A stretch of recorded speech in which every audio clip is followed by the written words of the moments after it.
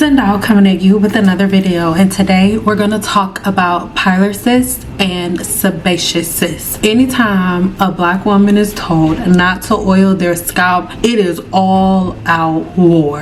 And today I'm going to give you just one of so many different reasons to why you should stop putting oils, butters, greases, gels, and all other polymers on the scalp, because the end result are things like this.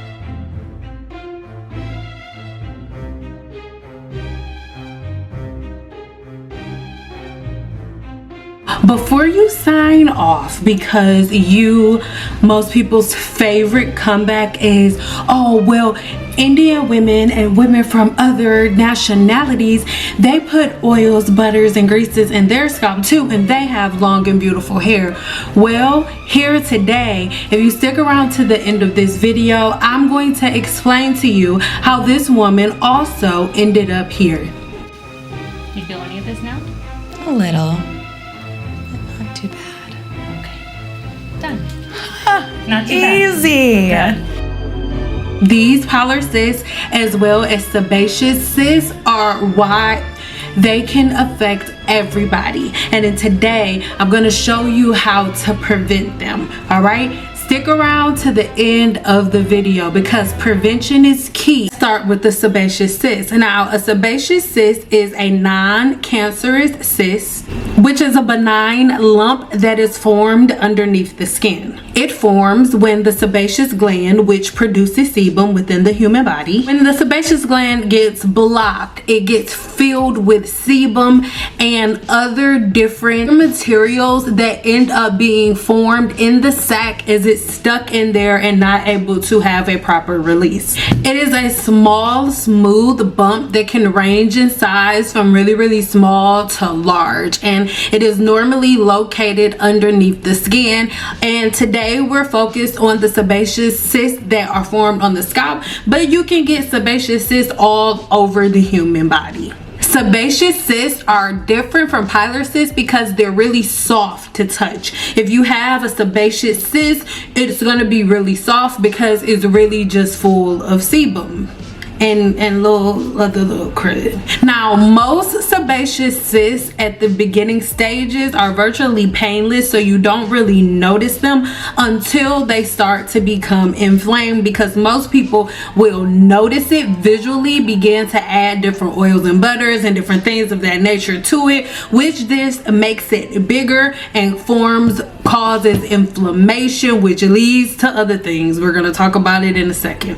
As it becomes inflamed, it becomes more sensitive to touch, more swollen, and a little sore. So what are some of the causes? Cause number one is going to be blocked sebaceous glands. Now, as I always tell you guys here on my channel, hair care is a holistic practice. So when I tell you guys that not to do one thing, it's not just because I think I'm better than everybody else. It is because your body is a city, and different things that you do, different decisions that you make, products that you use, it directly affects the mechanics of your body holistically. All right, so again, let's talk about blockage. Whether the oil that you use is comedogenic or non-comedogenic, it doesn't matter, right? The follicle is only but so big, and it already has sebum in it. So when you add additional products, especially on an everyday basis, you end up causing a really big problem and a really big follicle blockage within that sac, causing it to build up with not only the oil that you're putting in there, but the different forms of yeast and bacteria and all of the different forms, the parasite Demodex, which is on everybody's body. Even if you're freakishly clean, it's a part of your body's natural floral, but you adding oils and butters end up just feeding that parasite, which further induces it to produce more babies and and cause further blockages within the follicle of the hair shaft, right? So make sure that if you haven't done so already, you check this video out on Demodex mites, because when you understand all the Demodex mite and a couple of the other different forms of bacteria I teach you guys in this playlist, then it makes it a lot easier for you to understand why having nothing on your scalp but shampoo is so important. Blocked sebaceous glands is the #1 cause for sebaceous cyst. So if you want to limit your chances and prevent yourself from ever forming sebaceous cysts, keep oils, butter, and grease off the scalp and keep the scalp clean, because the cleaner the scalp is, the less prone the follicle is to becoming blocked, and the less prone the follicle is to becoming blocked, the less likely you are to form cysts. You go to doctors who don't really understand the patterns and the routines that some groups of women follow, then you won't necessarily understand why it's happening. A lot of times when they say that things are genetic, it doesn't mean that, oh, automatically because your mom had sebaceous cysts, you're gonna automatically have sebaceous cysts. When you look at it, a lot of times another way that scientists can say that things are genetic is saying hereditary patterns, because truth be told, down the generations, most black women who won't stop oiling their scalp because their grandmothers used to do it and their mother used to do it, and all of these different women down the generations used to do it. But one thing that nobody will pay attention to is the fact that down the line, all of these women that did that, regardless of race, end up having massive scalp. Once the sebaceous cyst gets swollen to a certain diameter, really the only thing that you can do is go in to see a dermatologist to get them drained.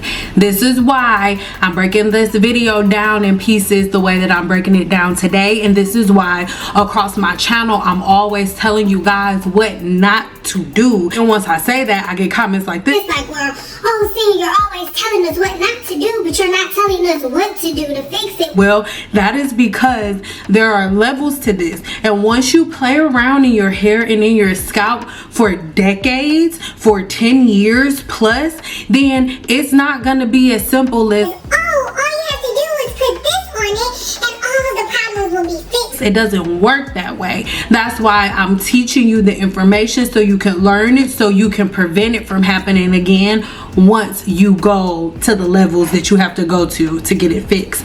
But stick around to the end of this video to get that. One of the first things that you would have to do when you go in to see your dermatologist is get drainage. They're going to have to drain the sebaceous cyst, and this is what it looks like when a sebaceous cyst is being drained. The cyst can be permanently removed if it's causing extreme discomfort. And again, most times if you catch it at the beginning and you change the patterns that cause the cyst to form in the first place, then you're able to reduce the size of the cyst without any type of surgery. But if you won't let go of old patterns and habits like greasing the scalp, it's gonna stick around, baby. Let's get into this next form of cysts. Now, pilar cysts and sebaceous cysts are similar, but they're very different. A pilar cyst normally forms on the scalp and originates from the outer root sheath of the hair's follicle. And I'll put a picture right here because I know you like, girl, what is that? What is that?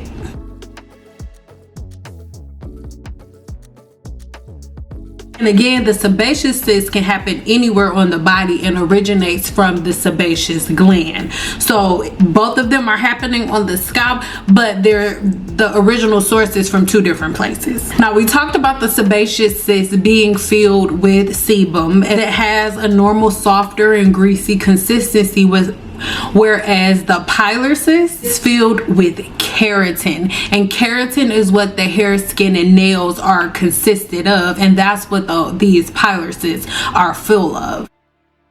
This cyst has a firmer texture. Like it's not soft to touch, it's almost like hard, or just it doesn't have a soft pushback like, let's say, a sebaceous cyst does. Now, pilar cysts are normally linked to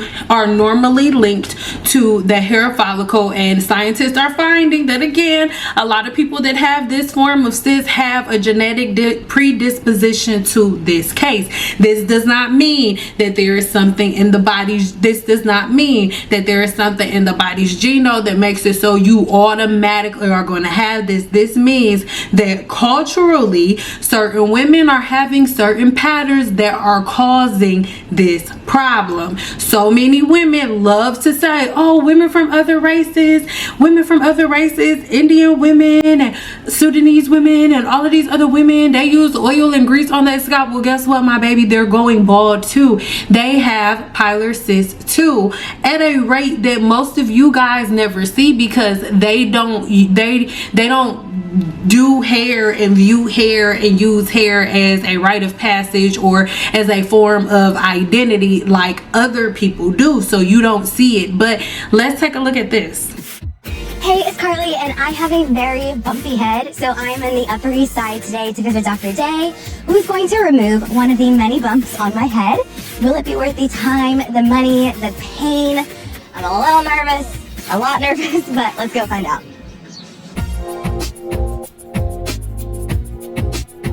I am at Dr. Day's office today to get one of the many cysts on my scalp removed. The first one I got was back when I was 16, and I remember rushing to the dermatologist being like, is this cancerous? Like, why is there a bump on my scalp? And they're not harmful, they're just kind of there, and over the years I've just gotten more and more. With my hair thinning, when I pull my hair back you can actually see the bumps. So I want to get this done. I'm only getting one taken out today. I didn't really do anything to prepare for this. I'm Dr. Doris Day. I'm a board certified dermatologist in New York City. I've been a board certified dermatologist for over 20 years. Today we're going to do a procedure called cyst removal.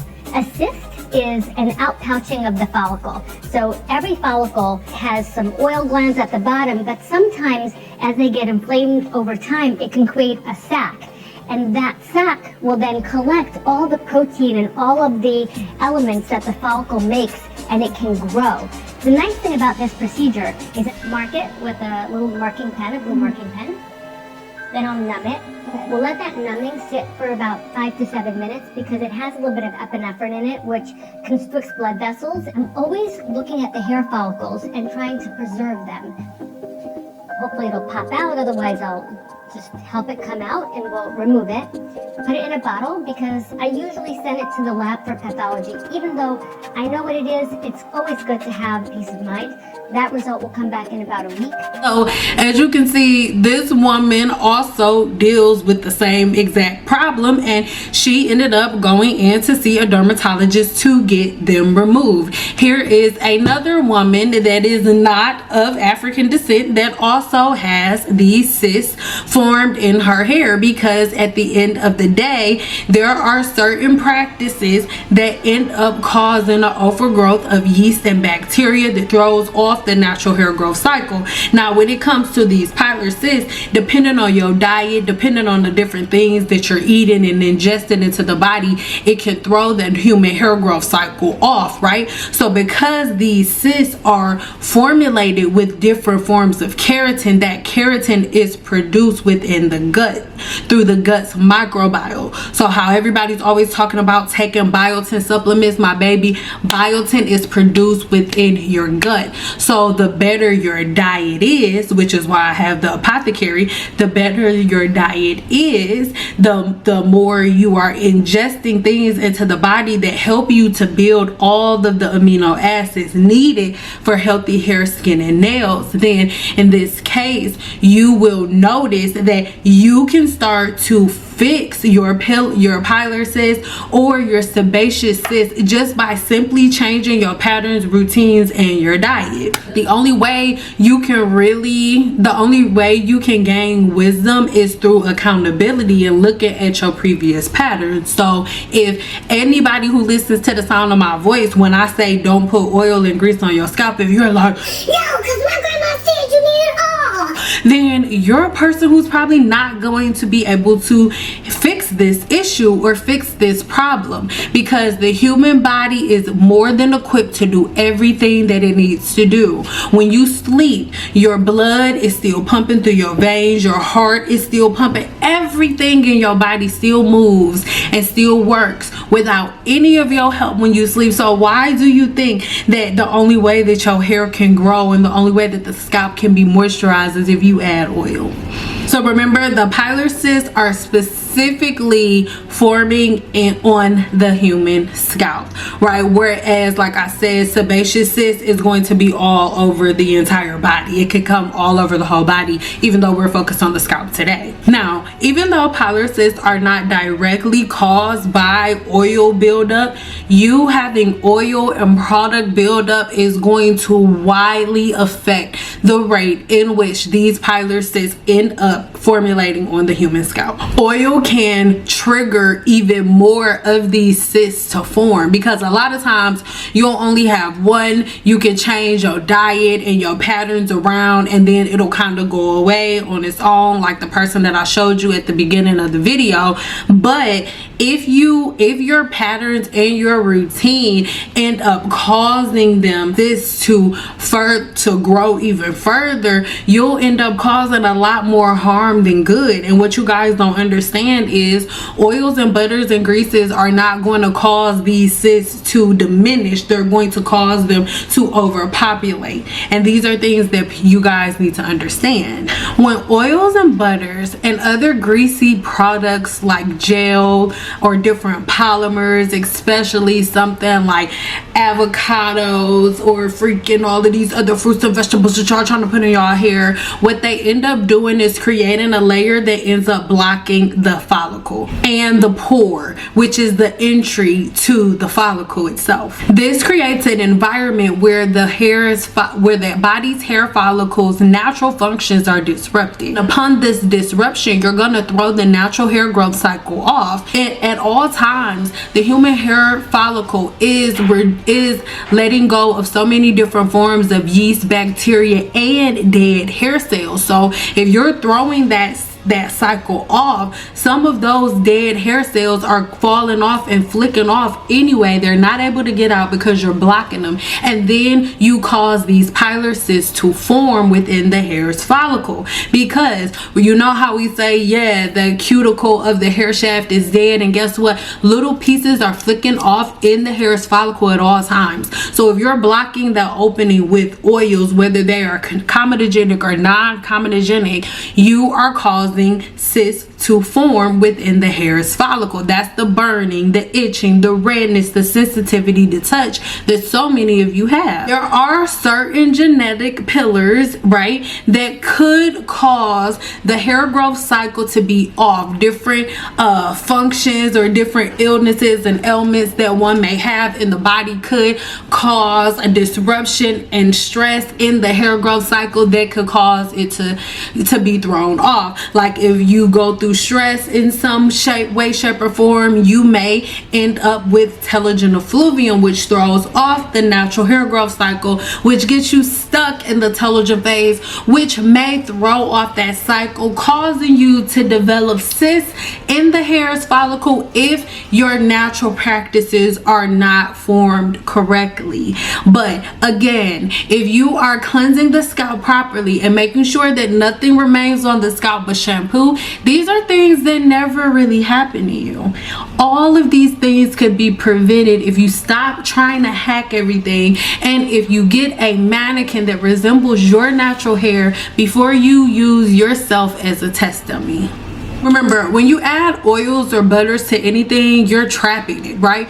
All oil is hydrophobic, so it blocks out moisture. It doesn't give you moisture, it actually blocks moisture, it blocks hydration, right? Water and oil don't mix, they repel each other. So it's crazy that you guys think that the oil is bringing moisture, right? It's actually just repelling everything that you really need, and it's pulling in the things that you don't. So think about it. If you go outside, like I live in Vegas and we call it the Dust Bowl, if I'm covered in oil and then I go outside outside, when I come back in the house, I'm going to have so much oil and debris stuck to me. One of the main reasons why women who swear by oils and butters and grease always have dandruff, seborrheic dermatitis, and all of these different forms of bacteria is because you are literally a magnet to bacteria with all of the oils, butter, and greases on your hair, because the different forms of yeast and bacteria in the environment, the ones that live on your body,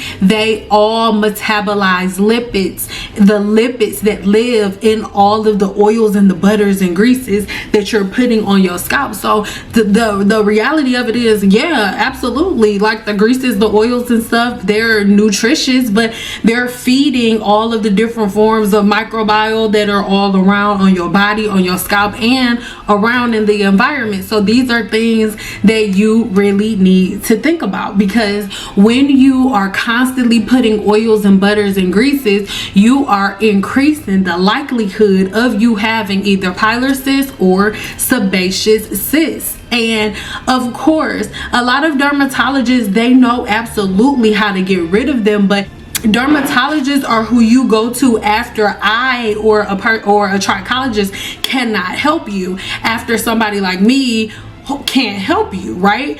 After a cosmetologist and a trichologist cannot help you, you have to go see a dermatologist, because legally I am not licensed to cut your scalp open like this. But at the end of the day, when you guys are feeling all of that burning, tingling, and all of that stuff, you guys are at the beginning stages of the things that I've been showing you here in this video, because at the end of the day, your follicle needs to be cleansed just like your booty hole and everything else.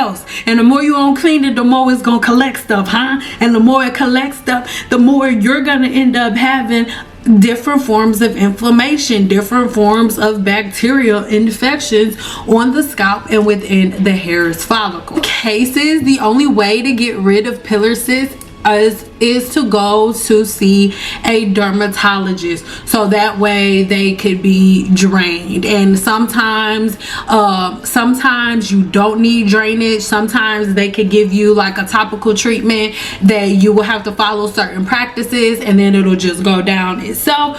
Or if you get to it quick enough, like the beauty here that I just showed you on the channel, then you can go ahead and reduce the inflammation before it gets to the point where you'll need to go in and have it surgically removed. All right, so if you want to, so make sure you go and watch part 1 on Pilar and sebaceous cysts within the scalp. And it is so important that you guys understand certain systems and certain patterns and routines.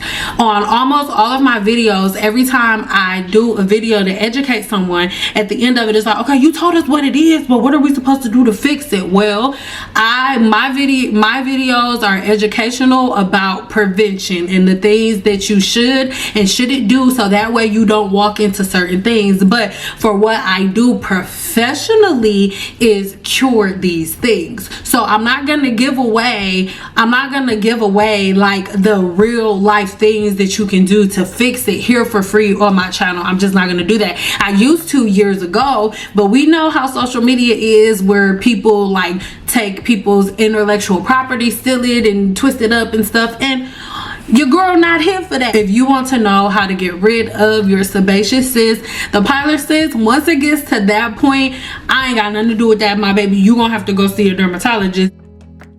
But if you want to really get into some prevention, or if you are a person who is like, hey, I've been doing all of the different things that you've been saying not to do because they end up here, and I really want some new patterns and new routines to get me out of this, then make sure you check the links in my description box below, because we have I no longer offer one-on-one consultation. Is no longer a thing, but I have ebooks and there are courses that you can take. So if you need help, make sure you check the links in the description box below, and I'll be with you. I'm gonna be there. All right, I love you. Bye.